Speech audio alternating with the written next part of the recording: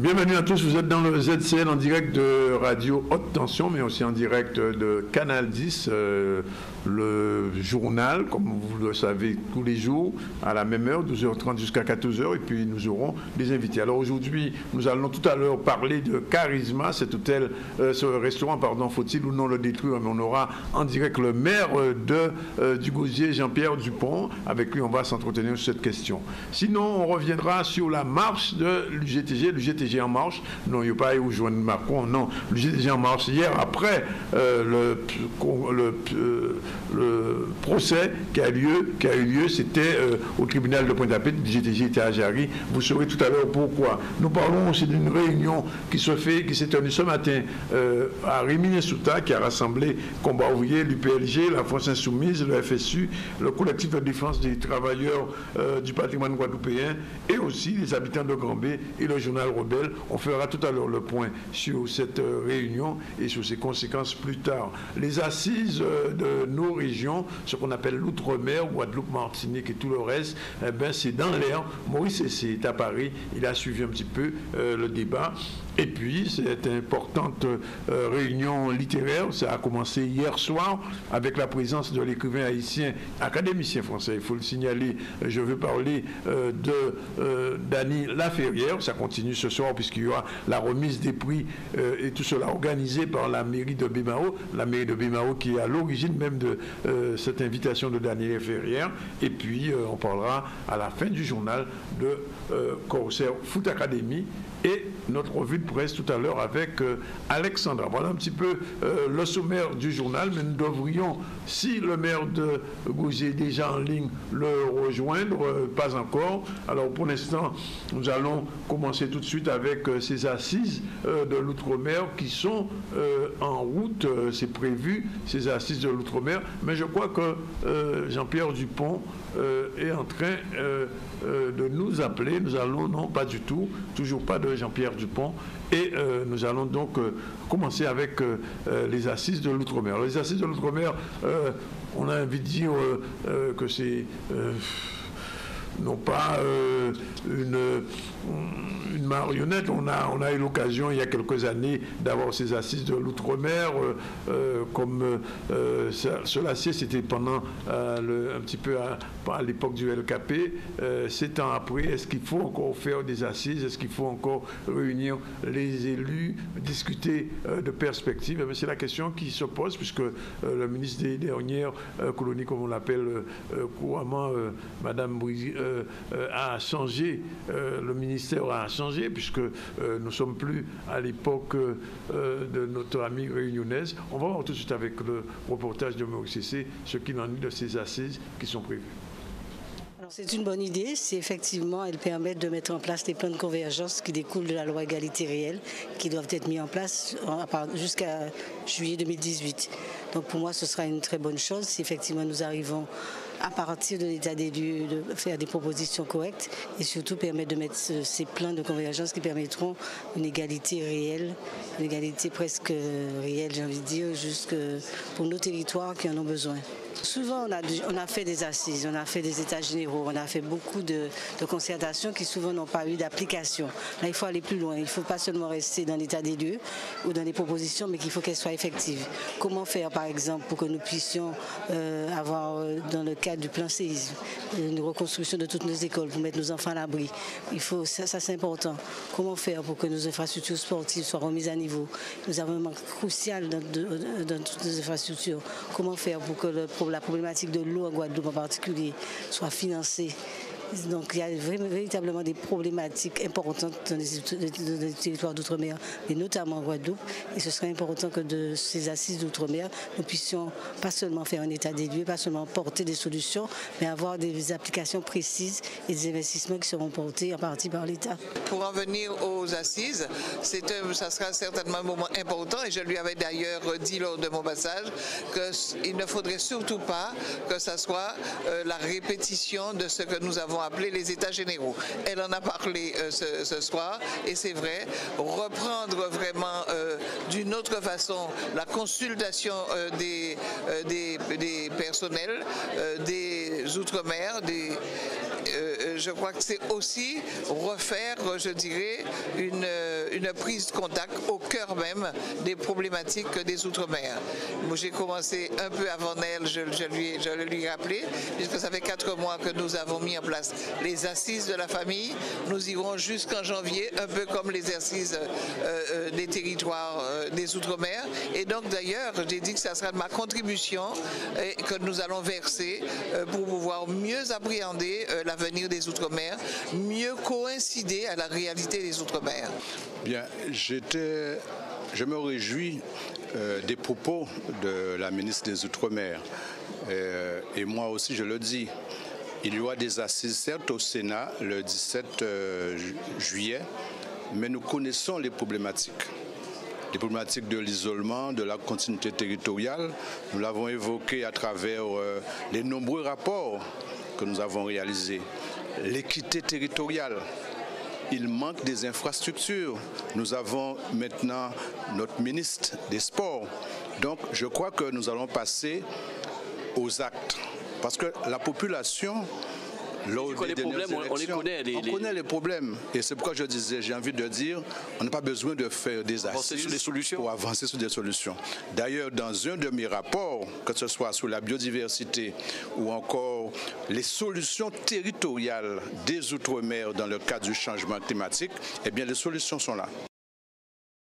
Oui, voilà, donc je précise qu'il s'agit de la ministre Annick Girardin, non pas Brigitte comme je l'avais dit, que ces assises font suite aux États généraux qui avaient eu lieu, c'était en 2009, et cette fois-ci, le ministre, semble-t-il, veut répondre aux aspirations de la jeunesse, remettre les cultures de nos régions au cœur de l'intégration et souhaiter garantir à tous le droit fondamental à la sécurité. Nous aurons l'occasion d'y revenir puisque ces assises auront lieu probablement dans les jours qui viennent. On va tout de suite rejoindre le maire du Gosier. Depuis 2 jours, il y a une polémique sur la destruction, la non-destruction d'un restaurant, du restaurant Charisma qui se trouverait, semble-t-il, sur les 50 pas géométriques ou alors qui se sur un terrain appartement une personnalité privée. Le maire de Gosier que nous avons en bout de ligne devrait nous donner son sentiment sur cette affaire. Monsieur Dupont, bonjour. Oui, bonjour. Alors, vous êtes en direct dans le ZCL et sur Canal 10. Cette affaire est un petit peu gênante pour vous en tant que Gosierien, en tant que maire aussi de la commune. Comment on peut prendre position? Quelle position vous pouvez prendre dans cette affaire? Parce que c'est assez délicat tout ça, puisque ce terrain est ou pas sur les 50 pas géométriques? Mais avant tout, je voudrais, pour faire toute polémique inutile, que je ne suis pas caché pour ne pas être sur le terrain. Je suis hors du département au moment où je vous parle. Donc je suis un élu responsable et je suis informé en temps réel de tout ce qui se fait et je peux vous dire au moment où je vous parle, l'exploitant a accepté de récupérer tout son matériel et a accepté maintenant qu'on puisse enlever toute la partie qui a été réalisée sur le domaine public maritime qui fait polémique aujourd'hui. Alors, vous n'avez pas réellement répondu à la question. Est-ce que la construction est vraiment sur le domaine public ou appartient à un privé? Alors, pour répondre très précisément à votre question, tout le monde sait qu'il y a eu un précédent. Il y avait déjà un exploitant et il y avait déjà une décision de justice concernant le précédent exploitant. J'ai reçu l'exploitant actuel ainsi que le bailleur pour faire le point sur cette affaire. Et donc, tout le monde sait qu'aujourd'hui, il y a une partie de cet établissement qui est sur le domaine public maritime, propriété de l'État. Et donc, c'est dans ce sens que le sous-préfet a agi. Moi, je dis que je suis le maire de la commune de Gosier, une commune touristique. Je suis le maire le plus heureux quand il y a des activités qui viennent se monter sur le territoire du Gosier. Mais on doit comprendre que les choses doivent se faire dans un cadre réglementaire. Sinon, on laisse la porte ouverte à tout.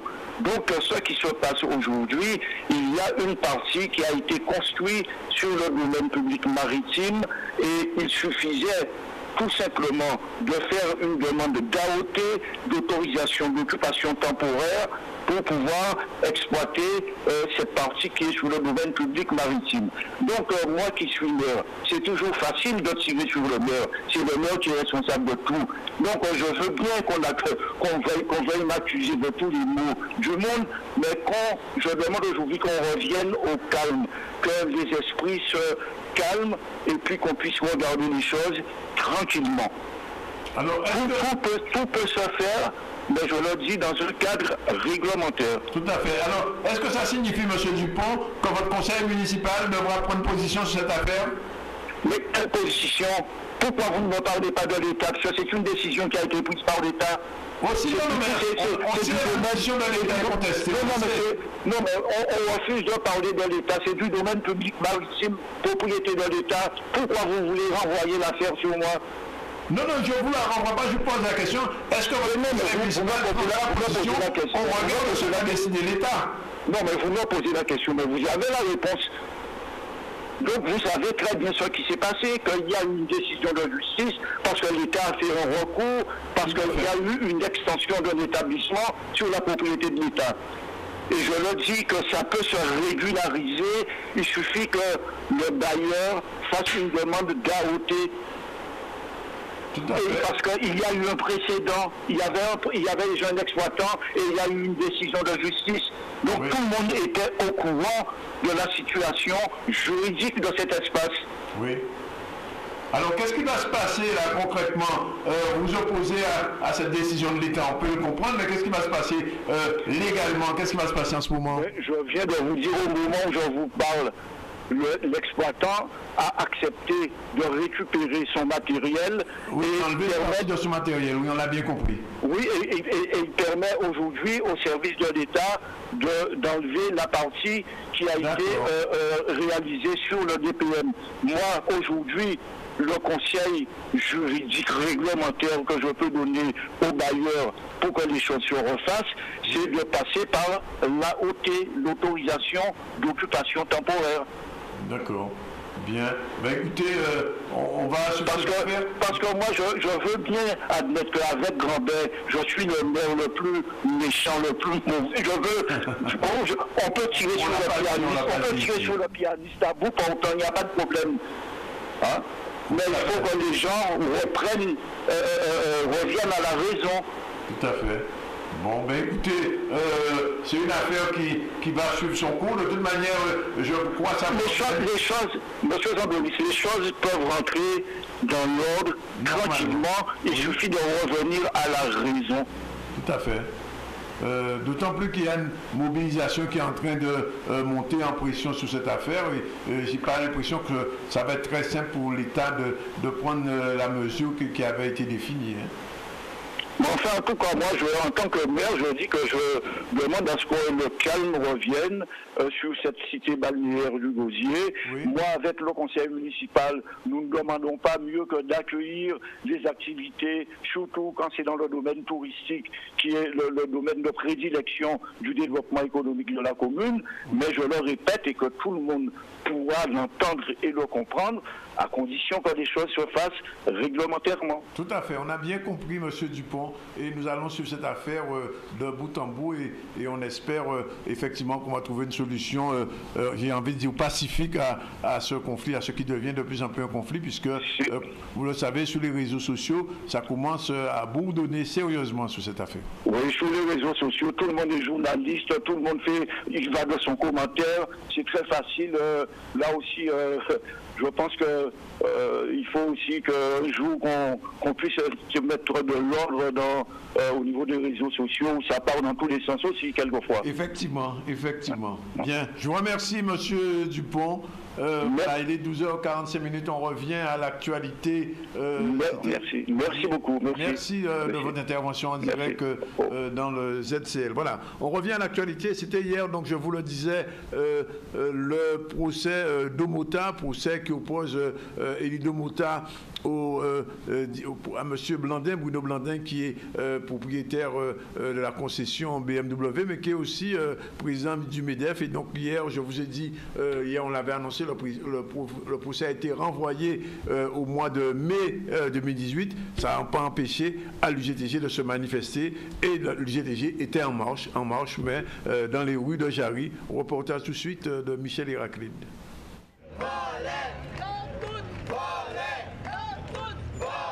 Oui, bien bonjour. Donc, nous sommes aujourd'hui là devant BM, c'est pour nous signifier convocation secrétaire général à GTG recevoir d'avoir BM qui a été violenté en Bourg en réunion à Kazaï. Nous allons ça aussi, puisque nous allons nous trouver là quand on a la capone. Nous allons avec action que les camarades Kamena sous Komiko depuis le 10 juin. Aussi, le patron disparaît et a refusé la négociation. Chaque fois, il a devant et a baissé si proposition qu'il a fait. Et nous allons dire que nous ne pouvons pas prendre ça. Aujourd'hui là, nous allons dire que c'est une manipulation qu'il a fait avec complicité à le MEDEF, et notamment Blandin. Et aujourd'hui là, nous venons signifier qui a Blandin, qui a le méga, que de toute manière, nous faisons ça qu'il faut, mais nous venons sur la table de négociation. Parce que aujourd'hui là, c'est travailleurs qui ont basé travailleurs qui ont mouvement. Et aujourd'hui là, nous avons porté ballon, nous avons porté mouvement pour faire en sorte que tout travailleur regagne confiance et faire en sorte que nous gagnions, ça nous n'y a gagné. Puisque aujourd'hui là, plus que jamais, travailleurs mobilisés, plus que jamais, les des gens là, et plus que jamais, nous pouvons faire en sorte que le MEDEF, les vrais colonialistes français, mais ils font derrière un pays là ça. Mais pourquoi moi, soit pas trop payer, c'est grand pour faire. Qui voulait qu'on fasse, parce que grand pour faire, soit pas trop payer. Si on nous l'autre. Je les soutiens quand même, parce que je suis quand même militante aussi, donc je les soutiens. C'est désagréable, mais je soutiens. Pas évident. C'est sûr que c'est pas évident, surtout qu'on a ses affaires à faire. C'est pas évident du tout. Mais bon, si on n'a pas tellement d'autres moyens de faire pression, on ne nous entend pas. Des fois, on est un peu obligé, par la contrainte. Hein. Donc malheureusement, il y a beaucoup de gens qui se plaignent en disant oui, mais c'est pourquoi du cabaret chimien là habitant. Mais il n'y a pas tellement d'autres moyens des fois pour pouvoir se faire entendre. Donc c'est pas évident, hein, c'est pénible, mais bon. Alors bon, je ne connais pas le problème dans son fond, enfin j'en ai eu quelques vagues bribes.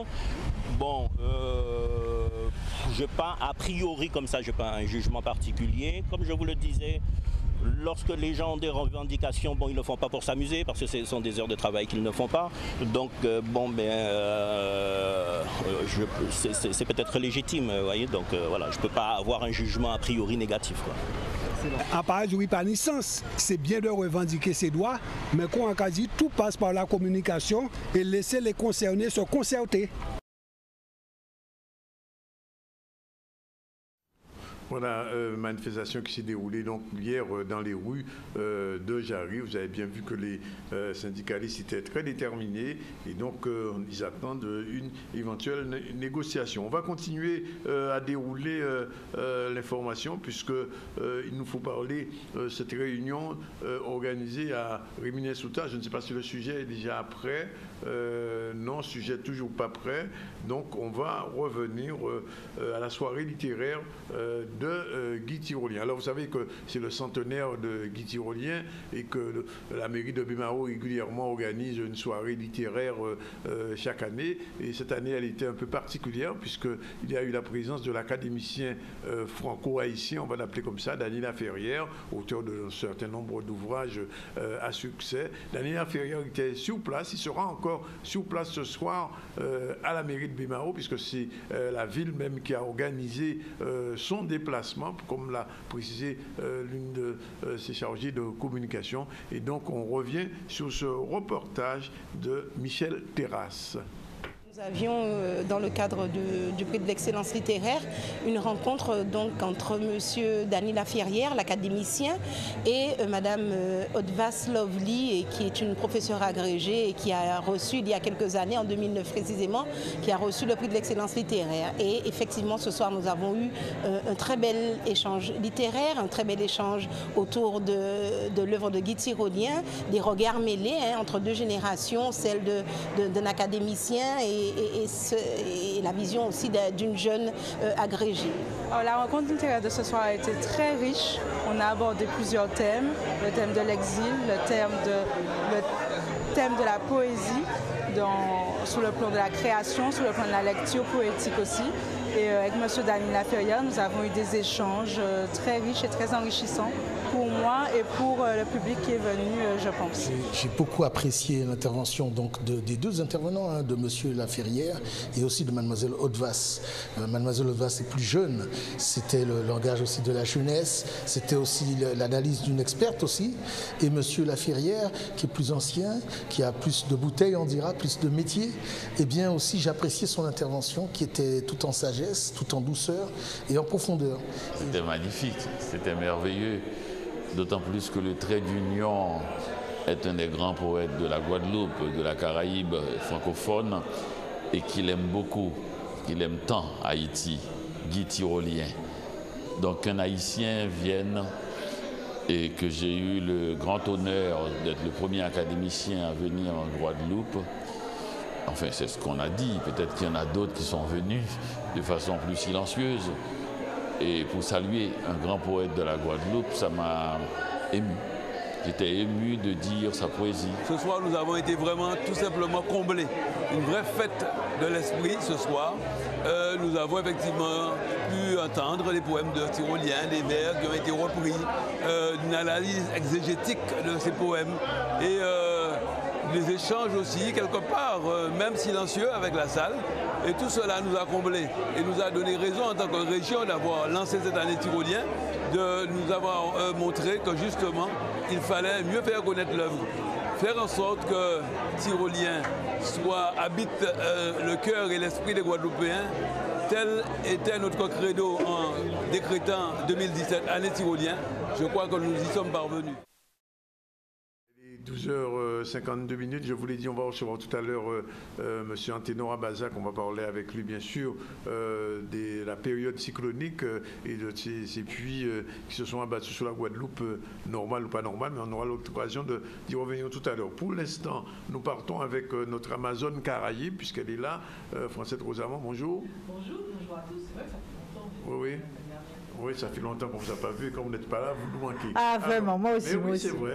Plus, mieux vaut vous voir que de ne pas vous voir. Alors, les assises de l'outre-mer, on en parlait tout à l'heure avec la ministre Girardin et aussi avec les élus qui vont participer. Alors, ces assises de l'outre-mer interviennent quelque temps après la nomination de cette ministre, alors qui dit qu'elle souhaite un cadre stable plus lisible.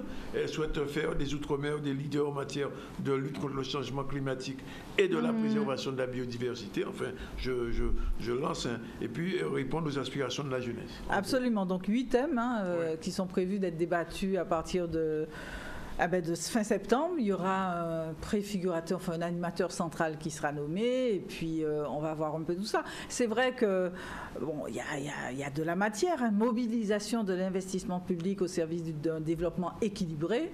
Par exemple, c'est un des 8 thèmes retenus. Cadre stable et lisible en faveur de la croissance économique et de l'emploi. On l'espère vraiment, parce que c'est vrai qu'il y a beaucoup de choses qui changent un peu trop souvent et qui du coup obligent les entrepreneurs à revoir un peu leurs perspectives. Donc maintenant, nous avons déjà eu l'exercice des états généraux.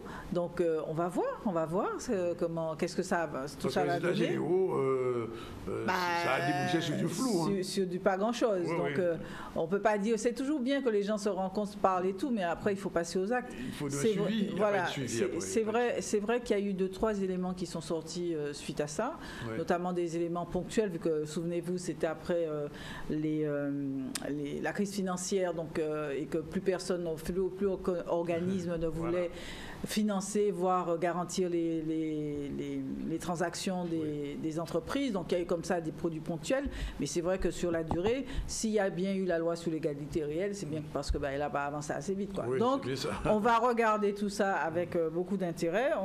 On ne parions pas sur l'échec. Moi je parle toujours sur le principe que c'est nous aussi qui construisons et qui donnons du non-non en quelque sorte aux choses, mais il ne faudrait pas que ce soit quelque chose de plus. Encore pour rien.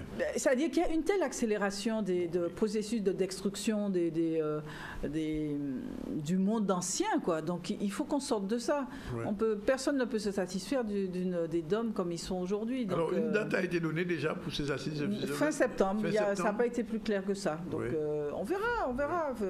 Je pense que dans les prochaines semaines, déjà avec la nomination du préfigurateur, en fait, de l'animateur en chef, comme j'avais la qu'on appelle, les choses vont se clarifier encore, quoi. Parce qu'elle dit quand même quelque chose d'essentiel. Je souhaite enfin accompagner l'ensemble des collectivités dans leur projet et la construction de leur destin. Moi, je trouve, important, oui, et puis je trouve que là, l'État renvoie un message encore plus fort aux élus. Quand on dit ça, c'est pas forcément l'indépendance, c'est simplement avoir une vision stratégique pour son territoire. Et c'est bien ça qui manque à nos territoires souvent. On ne se positionne pas, on veut. On est dans le quotidien, au jour le jour. On est dans le non seulement on gère au jour le jour, mais en plus, peu d'élus semblent se rendre compte qu'on est à l'aube de choix stratégiques qui vont impacter la vie dans 10-15 ans. 10, 20 ans, et donc du coup, voilà, il y a des coups qui sont faits et qui ne voient pas, par exemple, il y a un niveau que je désespère qu'il soit habité, c'est l'interrégion Martinique-Guadeloupe-Guyane. Je me dis, aujourd'hui, personne ne porte cette vision-là, alors qu'elle existe. Par exemple, là, dans notre numéro, d'ailleurs, il y a AXA qui est devenu Antilles-Guyane.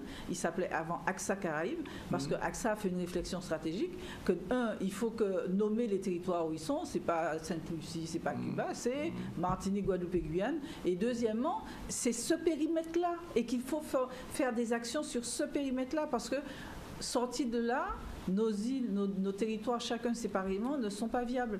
Et c'est vrai que cette vision-là n'est pas portée alors que c'est la vision des entrepreneurs. Tout à fait. Par exemple. Juste une petite remarque qui n'a rien à voir, mais enfin, on en a beaucoup parlé un peu plus loin d'ici, de l'autre côté, c'est l'arrivée de fruits à La Réunion. À La Réunion. 9,99 €. Moins cher qu'en France. Absolument, donc oui. On l'attend. Oui. On l'attend. Et les opérateurs à La Réunion, ils ont eu un coup de massue, là, ils ne s'attendaient pas à ça. Oui, mais... Attendez, vous voulez que je vous donne encore un exemple exprès? Je sors de la téléphonie et je passe dans l'aérien. Oui. Vous savez combien coûte un billet d'avion pour aller à Cayenne en ce moment? Pour être 600 €, c'est ça? 800 €. Air France facture 800 € pour faire 1h30 de vol. Ouais. Vous pensez, comment vous pouvez imaginer développer des territoires avec des tarifs pareils?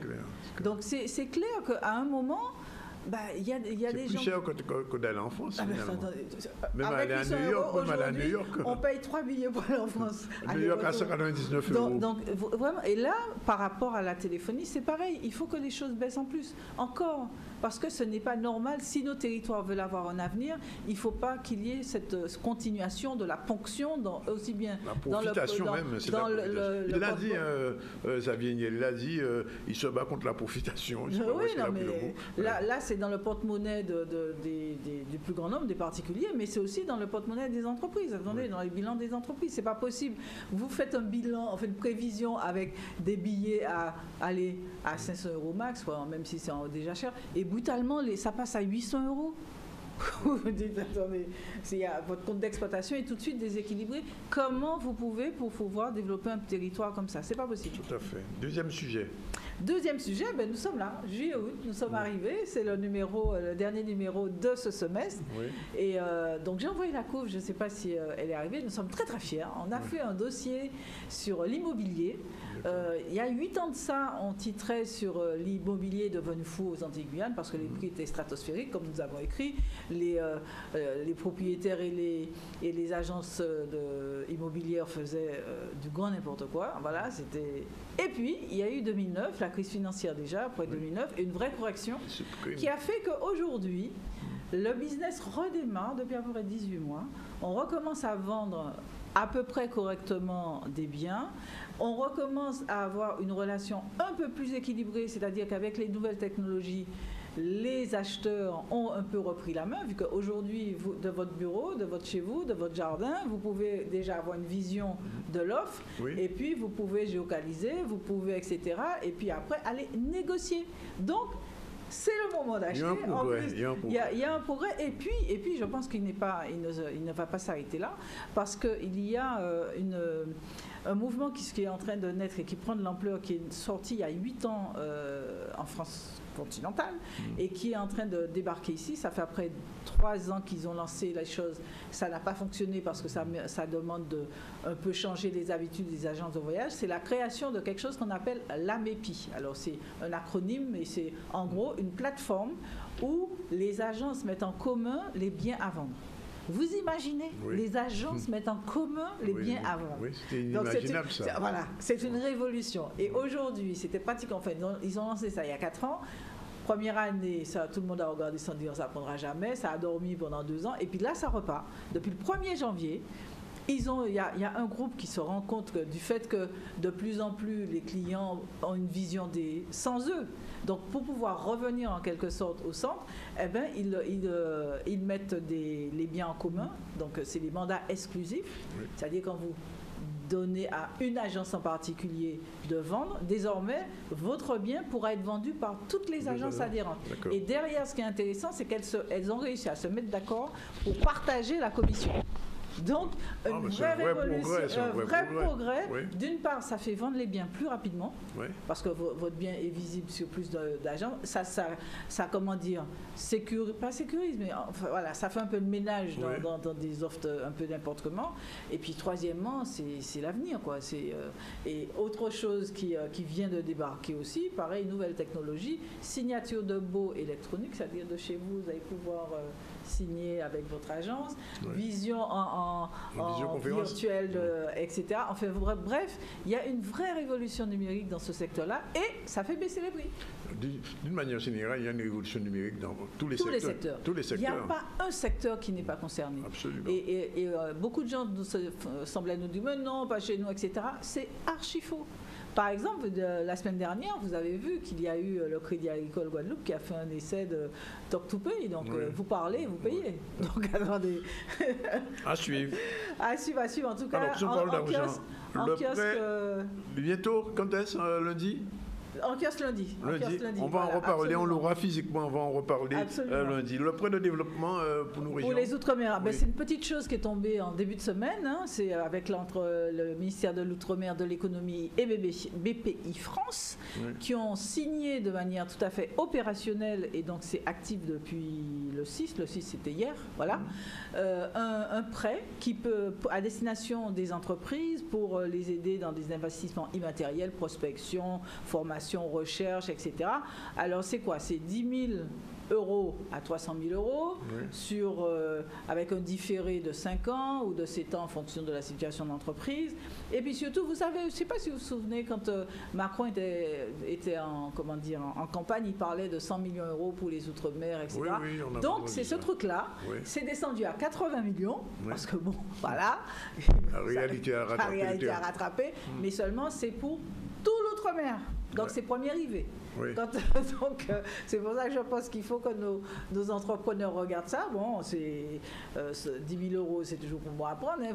Vous couplez ça avec les prêts croissance que viennent de signer BPI pour la Guadeloupe. Ça peut vous faire, voilà, au fur et à mesure, ça peut grossir la cagnotte. Mais bon, il y a quand même beaucoup de papiers. Hein. On va vous retrouver à la rentrée. Bien sûr. Oui, comme bien toujours. Sûr, comme toujours. Alors, vous souhaite de bonnes vacances en tout cas. Vous avez bien animé, il faut le dire, pendant toute cette saison, cette chronique Amazon Caraïbes, en nous donnant des informations. Même quand la Guyane était un petit peu bloquée, on a continué à travailler. Vous avez fait des incises sur la Martinique, sur la politique et sur l'économie. Et je n'ai que des retours positifs. On peut vous féliciter en direct, dire que c'était du très bon. Merci. Et merci de continuer. Et à ce soir. Ce soir, c'est on vrai. Sait pourquoi on dit à ce soir. On va gâcher. Bon, voilà, il est 13h04. On prend la page publicitaire. On va se retrouver tout à l'heure avec Alexandra pour la revue de presse et tout de suite après avec monsieur Anténor Abazac pour parler un petit peu de la météo des cyclones et de ce qui nous attend pour les jours et mois qui viennent, en espérant qu'il nous donnera encore de bonnes réponses. À tout à l'heure. Restez sous le ZCL et sur Radio Haute Tension.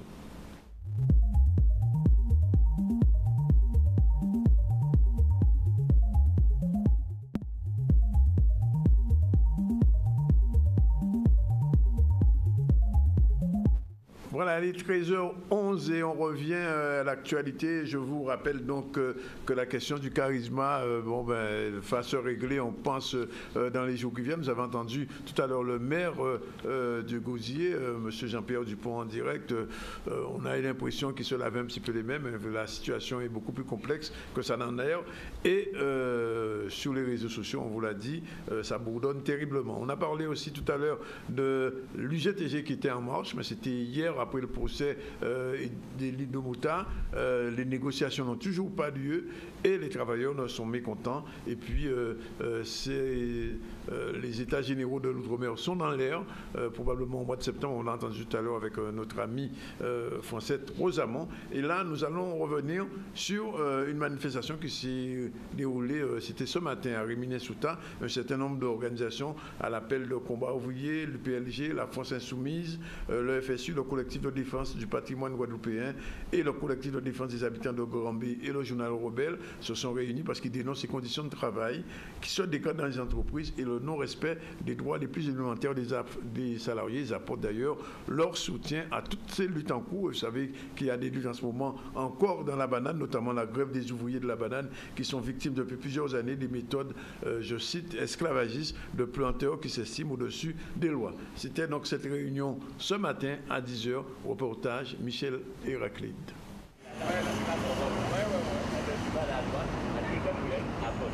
Nous avons pris l'initiative, nous les organisations sous-signées, de montrer notre solidarité avec les travailleurs en lutte, particulièrement les luttes en cours concernant la Socoméco, concernant les travailleurs de la banane qui subissent l'attitude esclavagiste du patron, des planteurs qui se croient au-dessus de la loi.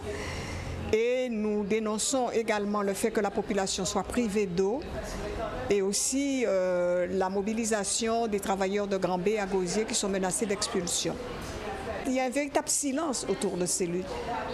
Les travailleurs sont isolés dans leur coin, chacun fait sa grève d'un côté, de l'autre, et on sent qu'il y a un véritable isolement.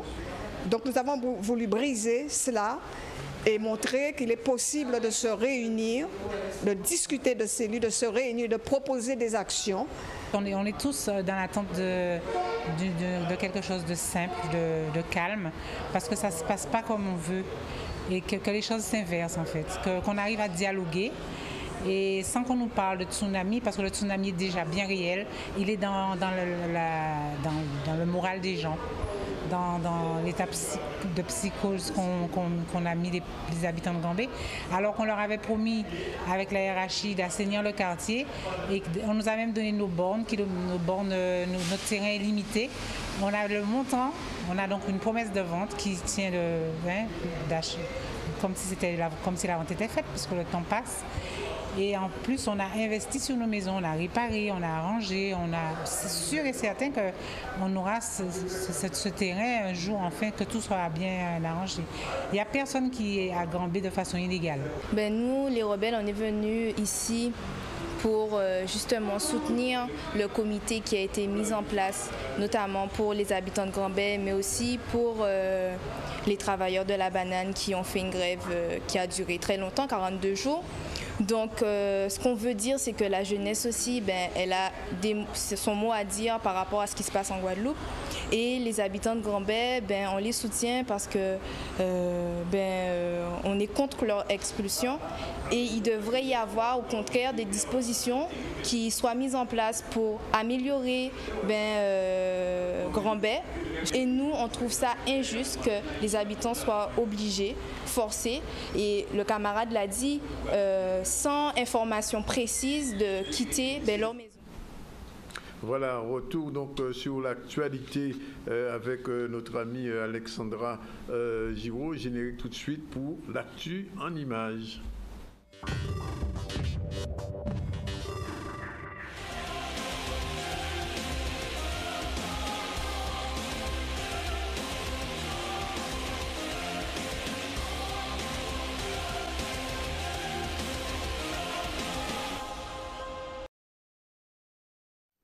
Bonjour Alexandra, on commence par quoi cette semaine?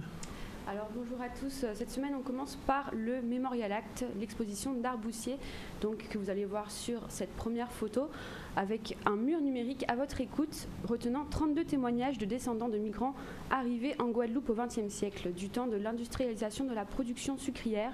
C'est le sujet de la toute dernière exposition au Memorial Act, une exposition du coup pour les grandes vacances, qui a ouvert ses portes depuis le 1er juillet et qui se clôture le 3 septembre.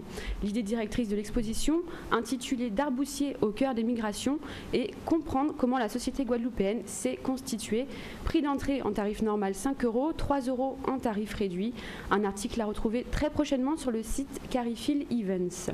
Alors, à Bouillante, hier, c'était la guerre? Oui, tout à fait, la guerre. C'était un exercice en fait de tuerie de masse pour se préparer à un éventuel acte terroriste. Donc on voit en premier plan sur cette photo un membre de la gendarmerie nationale aux côtés d'un membre des forces d'intervention.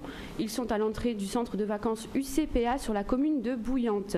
C'était mercredi dans le cadre d'un exercice en situation de tuerie de masse, un exercice mis en place par le colonel Lionel Rollin. Étaient présents préfet, procureur de Basse-Terre et maire de Bouillante qui a du coup autorisé cet exercice sur sa commune. Plusieurs forces d'intervention, le GIGN, la gendarmerie, en coordination avec les pompiers et les démineurs également. Le but c'était de tester en fait la coordination de toutes ces forces en cas d'attaque terroriste sur le territoire guadeloupéen. Un article à retrouver aussi sur Caraïbes Creole News bientôt. C'était hier aussi le procès Domota, deuxième édition. Tout à fait, vous en parliez tout à l'heure, le procès de Domota, donc sur cette photo, figure emblématique de Guadeloupe, en rouge, Élie Domota devant le tribunal correctionnel de Pointe-à-Pitre, pointant du doigt la criminalisation de l'action syndicale. Procès donc reporté au 15 mars prochain. Ces 5 avocats s'opposaient à ce renvoi, contrairement à la dernière fois, le 31 mai dernier. Les motivations du président d'audience hier matin, c'était donc la surcharge d'audience et la volonté d'installer à la place d'un juge unique un juge plus 2 assesseurs. Rappelons qu'Élie Domota, président de l'UGTG, comparaissait secrétaire général de l'UGTG, comparaissait pour violence en réunion, des faits qui remontent au 12 avril dernier, et des violences commises contre Bruno Blandin, cadre dirigeant de la société BMW, également patron du MEDEF Guadeloupe, lors d'une réunion pour dénoncer des licenciements. Du côté du Nord Grande Terre maintenant, le conseil municipal de Sainte-Rose a eu lieu hier soir, donc on aperçoit sur cette photo au fond le maire de la ville de Sainte-Rose, Madame Bajazé, entourée de ses conseillers municipaux. Donc du coup c'était hier soir et sachez que ce conseil municipal fait suite à une première convocation au conseil le 30 juin dernier, un conseil qui avait été levé parce que le quorum n'était plus atteint. Donc le quorum en fait c'est le nombre minimal de voix présentes ou représentées pour tenir une délibération. Donc à l'ordre du jour hier soir, c'était l'accueil d'une étape du TGVT, du Tour de Guadeloupe en voile traditionnel, la rénovation du hall des sports ou encore le transfert de la maîtrise d'ouvrage pour la restructuration du réseau d'eau potable de la ville de Sainte-Rose, un transfert de la ville au conseil départemental. Et enfin, dernière photo, à votre avis Danick, où a été prise cette photo?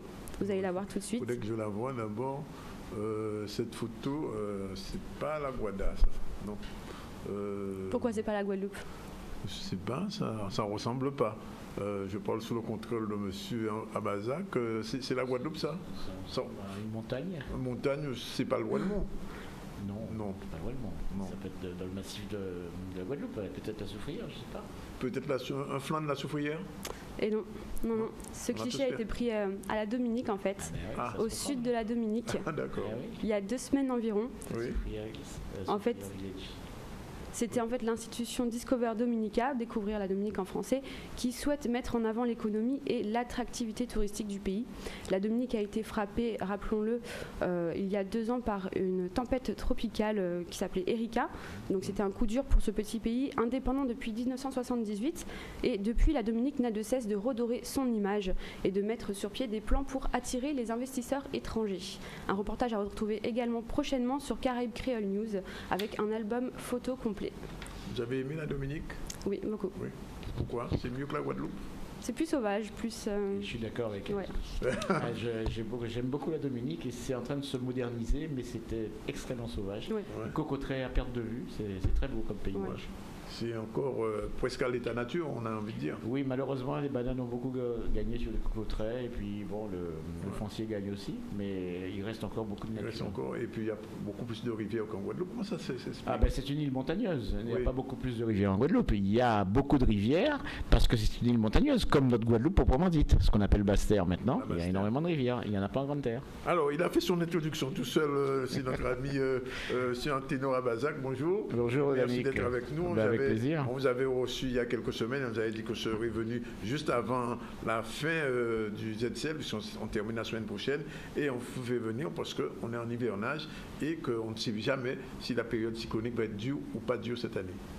La période cyclonique a été annoncée par les collègues américains habituels comme étant une période un peu faible, ensuite un peu moyenne, et puis maintenant, j'ai lu ça avant-hier, ils ont relevé à la hausse le nombre d'événements météorologiques qu'on risque d'avoir. Donc on a théoriquement, ça reste une théorie, un peu plus de tempêtes tropicales et d'ouragans que prévu initialement au mois d'avril et juin. D'une manière générale, la tempête tropicale n'est jamais violente, je veux dire, ça ne dépasse pas 100 km/h Non.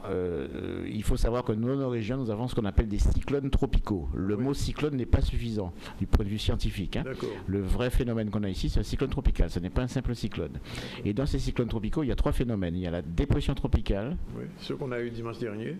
Non, pas du tout. On a eu une onde tropicale, simplement. Alors, il y a l'onde tropicale. Alors, avant le cyclone tropical, il y a effectivement l'onde tropicale. Alors, l'onde tropicale, c'est le berceau des cyclones. C'est dans ces espèces de perturbations que naissent des perturbations de pression, de mauvais temps. C'est juste un problème de mauvais temps, de vent, un peu d'orage, ce qu'on a eu la semaine dernière et les 3 semaines avant également. Et c'est le berceau des cyclones. C'est à partir du renforcement de l'onde tropicale qu'on passe au stade de dépression tropicale. Oui. Et la dépression tropicale, c'est le premier stade du cyclone tropical. Donc une dépression tropicale, c'est déjà un cyclone tropical. Une dépression peut se transformer en cyclone ou pas? Bien sûr. Non. La dépression tropicale, c'est le premier stade du cyclone tropical. C'est le premier stade, d'accord. Moi, je parle toujours de cyclone tropical quand on parle de science. Je ne parle pas simplement de cyclone ou de dépression, parce qu'en France, on a des dépressions, mais qui ne sont pas tropicales. Oui. C'est pas la même chose. Le comité tropical apporte quoi? Plus de pluie, plus de vent? Le phénomène tropical, déjà, ce phénomène physiquement totalement différent des phénomènes de zones tempérées, donc d'Europe, etc. Parce que, par exemple, les tempêtes, si on regarde Xynthia, c'est une simple tempête. C'est des phénomènes frontaux qu'on a en Europe, c'est des phénomènes à cœur froid en physique. Alors que nos phénomènes tropicaux sont des phénomènes à cœur chaud. Et les énergies dissipées sont beaucoup plus fortes, ce qui fait que c'est dangereux. Voilà. Je prends un exemple tout bête pour comprendre ça. On n'a pas d'obligation de construire paracyclonique en France, alors qu'ici on l'a. Donc toutes les tempêtes qu'on aura en France, ce sont des tempêtes. Et pourtant les tempêtes sont quelquefois violentes en France. Oui, mais il faut pas confondre le phénomène physique et le résultat de la conséquence du phénomène. Oui. Si la France n'est pas adaptée ou les pays ne se sont pas adaptés à subir le phénomène, les dégâts sont importants. La nature également, elle n'a pas souvent ce genre de phénomène aussi violent, donc il y a de gros dégâts. Alors que nous, on est à peu près entre guillemets érodés, pas complètement, et donc effectivement nos maisons doivent tenir, nos arbres sont habitués à subir, donc ils ne sont pas déracinables facilement, mais ils sont quand même des fois déracinés. Donc il faut faire attention à la nuance entre le phénomène lui-même et les conséquences du phénomène. D'accord. Alors on a l'onde tropicale, la dépression. Alors l'onde tropicale, c'est le berceau du cyclone tropical. Et le cyclone tropical se décompose en 3 stades. D'abord la dépression tropicale, qui porte un numéro en général, 1, 2, 3, 4. Alors là on a la dépression tropicale numéro 4 qui est en cours et qui devrait passer dans notre nord, peut-être en s'affaiblissant. La dépression tropicale se manifeste par des vents ou de la pluie? Alors les dépressions tropicales, c'est un phénomène où les vents sont inférieurs à 63 km/h. C'est surtout ça. C'est une classification liée à la vitesse des vents. Pour coucher les bananiers. Une onde tropicale fait de gros dégâts. À Erika, c'est pas, pour Erika, pour la Dominique, c'est pas la tempête tropicale elle-même qui est passée sur la Dominique, puisqu'elle est passée au nord d'Antigua. C'est les pluies qui accompagnaient la tempête. Et un stade, on va dire, dépression tropicale. Donc ça peut être très mauvais. Une onde tropicale peut faire beaucoup de dégâts ici, comme une tempête tropicale. Donc l'apport des pluies, c'est comme nous avons un relief un peu fragile. Et nous avons des constructions aussi en situation de danger. On a un risque qui est important. Donc, effectivement, on a des conséquences importantes. D'accord. Alors, l'ouragan maintenant. Alors, donc, le cyclone tropical, c'est d'abord la dépression tropicale qui porte un numéro. Ensuite, la tempête tropicale qui porte un nom. On la baptise à ce moment. Donc, on augmente d'un cran. La dépression tropicale, au-delà de 63 km/h, on passe au stade tempête tropicale. Alors, je dis 63 km/h, vent moyen soutenu pendant 1 minute. 1 minute. Parce qu'en Europe, vous en parliez tout à l'heure, en Europe, Europe, on parle toujours de vent, mais souvent en rafale. Et c'est pas du tout les mêmes effets. Donc les vents moyens soutenus pendant 1 minute, c'est les vents qui permettent de faire cette classification. Et donc dépression tropicale, on passe au stade tempête tropicale entre 63 km/h et 118 km/h. Vent soutenu pendant 1 minute, vent moyen. Et à partir du stade des vents au-delà de 118 km/h, on passe au stade d'ouragan. Ouragan tout court. Parce que l'ouragan, c'est déjà un terme tropicalisé dans la mesure où Huracan, c'était le dieu des vents des Amérindiens. Tout à fait. Et ça donnait le terme ouragan en français, ainsi que hurricane en anglais. D'accord. Donc, et puis au Japon, c'est typhoon. Typhon. Voilà. Donc c'est l'équivalent de l'ouragan ici. Donc ce phénomène, les ouragans, c'est le stade ultime du cyclone tropical. Et à partir de là, on a l'échelle de Saffir-Simpson qui va de 1 à 5, la classe 1, ouragan classe 1 à ouragan classe 5. Et à partir du moment où on est en ouragan classe 3, alors déjà ces phénomènes-là sont toujours dangereux parce que ça peut amener des morts, des dégâts et des victimes, bien sûr. Mais à partir de l'ouragan classe 3, on considère que le phénomène est majeur. Classe 3, ça fait à peu près... je ne sais plus, c'est quoi que les vents moyens soutenus, c'est au-delà de 160 ou 170. J'ai plus ça en tête, en détail, mais il suffit de regarder sur n'importe quelle documentation, Internet ou ailleurs, l'échelle de Saffir-Simpson, et on a la classification liée à la vitesse des vents. Alors Hugo était au-delà de tout ça? Hugo c'était en classe 4, sur la Guadeloupe. Oui. Il était en classe 5 après sur Montserrat. Mais Hugo était en classe 4. Classe 5, je crois que c'est au-delà de 180 km/h de vent soutenu. Si on prend l'histoire, enfin je pose la question quand même, vous n'étiez pas né moi non plus, 928, ça devait être quoi? 928, c'est un équivalent classe 4 ou 5, mais l'inconvénient de 1928, le 12 septembre 1928, qui a fait 1200 morts à Pointe-à-Pitre. 1200 morts? Oui, 1200 morts. Ma grand-mère m'a raconté, puisque étant pointois, et ma grand-mère, donc bastérienne, mais venant habiter Pointe-à-Pitre, elle m'a raconté ça. Et ils habitaient au centre-ville de Pointe-à-Pitre, et la maison était inondée, la maison familiale, qui existe toujours, qui a grandi, bien sûr. Et en fait, on a eu, pour 1928, on a eu 1 mètre d'eau de mer de la Darse, à l'équivalent actuel du centre des arts. C'est-à-dire là où il y a la mairie de Pointe-à-Pitre. L'eau est arrivée l'eau de la Darse est arrivée à l'actuelle mairie de Pointe-à-Pitre, c'est-à-dire sur le boulevard Anne. 1 mètre d'eau de mer là, c'est-à-dire la place Saint-Victor a été inondée, le centre-ville de Pointe-à-Pitre était inondé parce qu'on a eu ce qu'on appelle une marée de tempête. Et en plus du cyclone, en plus du vent. Le cyclone, la marée de tempête, c'est un phénomène qui accompagne le cyclone tropical. Et ça dépend à quel moment, à quel endroit on se trouve par rapport au passage du cyclone pour avoir une marée de tempête plus ou moins forte ou pas. Et l'inconvénient du cyclone 28, c'est que ce cyclone a une trajectoire telle qu'il est passé sur les îlets de Petite-Terre et sur Petit-Bourg, en travers sur Marie-Galante déjà, et puis sur les îlets de Petite-Terre, Petit-Bourg, on fait Goyave-Capester. Il est arrivé sur la Guadeloupe par le sud.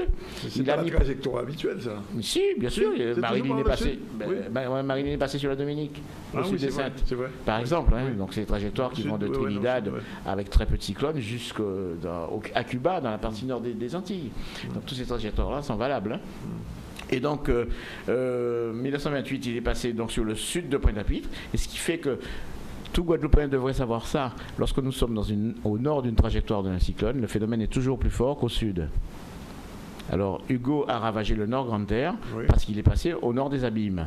Et c'est le Nord Grande-Terre qui est touché. Comparativement, Petit-Bourg, Goyave et Pointe-à-Pitre n'ont pas eu grand-chose. C'est très touché. Voilà, comparativement. Désirade a été bien touché. Parce que Désirade était au nord de la trajectoire. Tout à fait. 28 a fait que la trajectoire de 1928 a fait que la région pointoise actuelle était au nord de la trajectoire. Ce qui a fait les 1200 morts avec la marée de tempête. Parce que c'est les îlets. Il faut dire que les constructions n'étaient pas non plus. Il y a évidemment à Marie-Galante, il y avait les maisons en golettes. C'est sûr. Mais attention, le cyclone est annoncé quand même. Il y a eu le battement de tambour, il n'y avait pas de météo, il n'y avait pas de satellite, il n'y avait pas de radio comme avant, comme maintenant, pardon. Mais le cyclone est annoncé par les services en question, les services officiels quand même.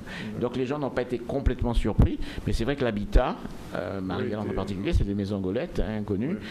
Ça a bien changé. Bon, après, comment il s'appelle, un certain monsieur Aliture est passé par là après pour reconstruire la Guadeloupe. Mais Hugo, on a eu de la chance pour Hugo, parce qu'Hugo n'a pas eu cette trajectoire de 1928. Si Hugo était passé plus au sud, c'est-à-dire 10 km plus au sud sur Petit-Bourg, il passait sur les abîmes, il mettait Pointe-à-Pitre et sa région dans le nord, et on aurait eu beaucoup plus de dégâts que les 5 morts qu'on a eu pendant Hugo. Et donc, il faut vraiment voir. Le moule a été quand même. Le moule était ravagé. 95% des maisons du moule n'avaient plus de toiture. Moi, je me rappelle très bien. Je suis arrivé sur le moule le mercredi. En arrivant par les hauteurs de Morel en venant de Saint-François, on a découvert le moule. complètement comme une ville bombardée. Hein. Il n'y avait plus une feuille, plus d'arbres, donc il y avait une visibilité parfaite. Et toutes les maisons du Moule, 95%. Alors, est-ce à dire, Christian, que le cyclone Hugo a été le plus violent cyclone de notre ère Mais non, oui, peut-être du 1989, Hugo. Hein. Donc, c'est avec 1928, c'est probablement les deux plus violents connus, en tout cas, qui ont marqué l'histoire. C'est d'ailleurs, Hugo, c'est le dernier cyclone qui a frappé la Guadeloupe à ce jour, 2017. Il y a eu des petites choses quand même. Non, ils sont passés à côté. Ah bon, ils sont passés à côté? Ben oui, Marilyn est passée sur la Dominique et au sud des Saintes. Louis est passé sur Saint-Martin-Saint-Barth et tout au nord. C'est pas... Non. Il y a eu des dégâts quand même. Il y a eu des dégâts, il y a eu des conséquences. Je prends l'exemple du cyclone David, l'ouragan tropical David, qui a fait la célèbre chanson de Timano, David, le août 79, en août 79. David est passé sur le nord de la Martinique, sur le sud de la Dominique. Je me rappelle, je suis venu en mission spécialement pour ça, pour réparer les conséquences sur les observatoires de Guadeloupe et de Martinique. Et ce cyclone David est passé à 400 km au large des côtes de Guadeloupe, sur la mer des Caraïbes, le long de la côte sous le vent. Et en passant comme ça, c'est la marée de tempête qui a détruit tout le littoral de Guadeloupe, depuis Vieux-Fort jusqu'à des... Tout à fait. Oui. D'accord. Et toute la route nationale 2 a été complètement bousillée par David. Les morceaux de béton qu'on voit qui nagent dans la mer, dans le port de Basse-Terre, les bites d'amarrage de bateaux, et tout ça, c'est David qui a cassé ça. À l'époque. Et c'est à l'époque où la circulation routière se faisait sur le marché de Basse-Terre à double sens côté mer. À l'époque, on avait fait un terre-plein déjà qui permettait de gagner sur l'eau. Et David a complètement supprimé ce terre-plein. Donc on était obligé de repasser à double sens le long de l'ancien marché de Basse-Terre parce que ça a été modifié, le marché a été avancé. Et là, on a un nouveau terre-plein central où il y a le fameux parking, le nouveau parking de Basse-Terre. Il y a un jour ou l'autre, avec la route de Vieux-Fort, la route de Rivière-Sens, c'est évident qu'un jour ou l'autre, la mer va reprendre ses droits. Hein. Vous pensez que le boulevard de Basse-Terre n'est pas définitivement protégé malgré Je ne connais pas d'éléments humains qui résistent à la nature. D'accord. La nature est toujours plus forte que nous, elle sera toujours plus forte que nous. Donc l'enrochement qui est fait depuis la route de Rivière-Sens, tout le long jusqu'à quasiment Baïf, un jour ou l'autre, on aura des problèmes avec ça. Même cet enrochement n'est pas suffisant pour arrêter... Si on se rappelle aux Marédines, qui sont des cyclones qui ne sont pas passés sur la Guadeloupe et qui sont passés très au sud, on a eu quand même quelques gros blocs de pierre dans comment ça s'appelle, la poste de Basse-Terre. Oui, je me souviens. La poste de Basse-Terre qu'on a sortie du centre-ville, qu'on a mise au bord de la mer. Ce qui est à mon avis pas très bien. Alors, dernière chose, Christian, est-ce que pendant un cyclone, il peut y avoir un tremblement de terre? Oui, bien sûr, mais ça n'a rien à voir. Donc ça peut faire. Ça n'a rien à voir. Un tremblement de terre et cyclone, ça ne marche pas ensemble. Hein. Les cyclones, c'est des phénomènes atmosphériques. Je ne sais pas. Je ne veux pas aussi. Souvent, je peux en dire mais oui, pendant que mais c'est normal. Ça a tremblé, etc. Danick, c'est normal, parce que dans un cyclone, il y a des vents forts. Et on a des bâtiments, on a des maisons, on a des structures. Et lorsqu'on est dans un bâtiment, même dans une tour, ou même dans une simple maison, la maison, elle bouge. Et on a l'impression qu'il y a un tremblement de terre. Mais de manière... il n'y a pas de tremblement de terre, en tout cas, qui a fait des dégâts pendant un cyclone. Il y en a peut-être eu parce que ça n'a rien à voir. C'est-à-dire que c'est comme si, je ne sais pas moi, il y a un accident aujourd'hui, place de la Victoire, et puis il y a un gars qui est en train de mâcher du chewing-gum à Basse-Terre. C'est la même coïncidence. Il y a quelques petits tremblements ces jours-ci. Il y en a tout le temps des tremblements de terre. Il y en a 3, 4 ou 5 par jour. En moyenne. Quand on parle de tremblements de terre, c'est ceux qu'on a ressentis. Ceux qui sont ressentis, que les populations ressentent. Alors globalement, les populations ressentent une dizaine par an. Globalement, alors qu'on a environ 1500-2000 tremblements de terre par an. Donc, le tremblement de terre, c'est notre vie de tous les jours. C'est comme la pluie, le grain qui fait, le petit coup de pluie qu'on prend presque tous les jours. Dernière chose, et là, on vous laisse partir. Le volcan, il est calme en ce moment? Soufrière, oui, il n'y a pas de problème. Le volcan a avantage, il bouge un peu parce que c'est un volcan qui est actif. Donc, il a ce qu'on appelle une nappe phréatique. Donc, dessous, dedans, il y a de l'eau parce qu'il pleut dessus, donc c'est plein d'eau. Et cette eau est chauffée par le magma qui est profondément en dessous. Et donc cette activité hydrothermale est active, et se manifeste, évolue, varie, se déplace, etc. Ce qui fait dire aux gens que le volcan bouge, c'est normal, c'est sa vie normale, il est actif, mais actuellement il y a aucune activité profonde qui permet de dire qu'il va se réveiller dans les prochaines années.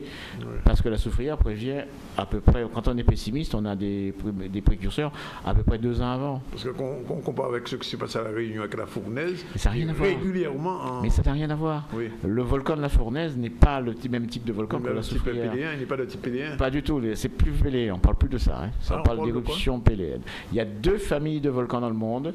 C'est les volcans effusifs, c'est-à-dire les volcans comme la Réunion, comme l'Etna, comme Hawaï, à la fluide et liquide et rouge sur lesquels on va faire des photos et des vues magnifiques. Et on peut se balader avec certaines précautions. Oui. Et il y a les volcans explosifs.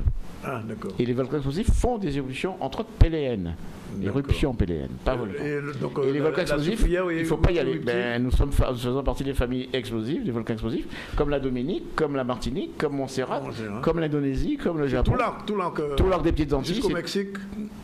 Alors côté Acapulco, côté Pacifique, côté Amérique centrale et Cordillère des Andes en Amérique du Sud, ce sont aussi des volcans explosifs parce que c'est des volcans d'arc de subduction, de zone de subduction. Et les volcans de zone de subduction ont un magma un peu particulier qui n'est pas rouge, qui n'est pas liquide, et qui est du mastic, c'est de la pâte à modeler. Donc c'est gorgé de gaz. Donc quand ça sort, ça monte déjà, ça ne coule pas. La soufrière de Guadeloupe au-dessus de Saint-Claude, c'est une coulée de lave verticale. D'accord? C'est de la lave qui est sortie de terre, du magma sorti de terre sous forme de lave, et ça grossit, et ça grandit comme ça, comme une montagne, et ça s'est figé, ça donnait notre volcan actuel. Voilà, c'est comme ça que ça fonctionne, nos volcans. Et comme c'est très visqueux, les gaz n'ont pas le temps de s'échapper, et quand tu arrives en surface, ça explose. Donc là, sur ces volcans-là, on ne peut pas y être. Hein. On ne va pas faire de photos. Hein. On commence à faire des photos à 10-15 km de distance. Donc c'est pas du tout la même chose. Et l'avantage des volcans explosifs qui sont tueurs, ils préviennent longtemps avant.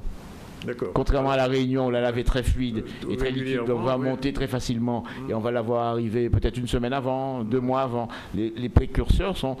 Les temps d'alerte à la Réunion sont très courts, mais c'est pas dangereux. Alors que nous, c'est extrêmement dangereux, mais les temps d'alerte peuvent être prendre des années. Pour les vacances pour le volcan, il n'y a pas de souci. On peut aller se balader sur le volcan, à part pour la pluie. On va s'y mouiller, c'est sûr, puisque c'est la saison des pluies, mais le volcan ne présente pas de danger particulier, à condition de respecter les consignes de sécurité en montagne, premièrement, bien chaussé, bien habillé, etc. Et en même temps les consignes de sécurité là-haut, parce que nous sommes sur un volcan actif avec des vapeurs, avec des eaux qui sont, alors il y en a qui sont pas toxiques mais plus surtout acides.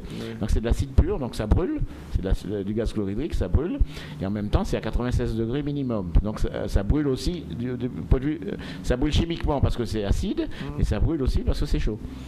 D'accord, donc il faut faire attention. Merci Christian, on est rassuré pour les volcans. Il n'y a pas de problème. Le problème en Guadeloupe, c'est le tremblement de terre, ça ne prévient pas. Ça ne prévient pas malheureusement. On n'a pas trouvé la parade. Hein. Ben, on ne sait pas faire dans le monde. Même les chiens qui hurlent, etc. On a aussi ces études-là, mais on ne sait pas, c'est pas fiable. Il y a des fois des chiens ne disent rien avant une catastrophe. Absolument. Donc le tremblement de terre ne prévient pas, le volcan lui prévient. Merci Christian Ténor Abazak. 13h39, on prend la dernière page de publicité avant de se retrouver pour la fin de ce ZCR.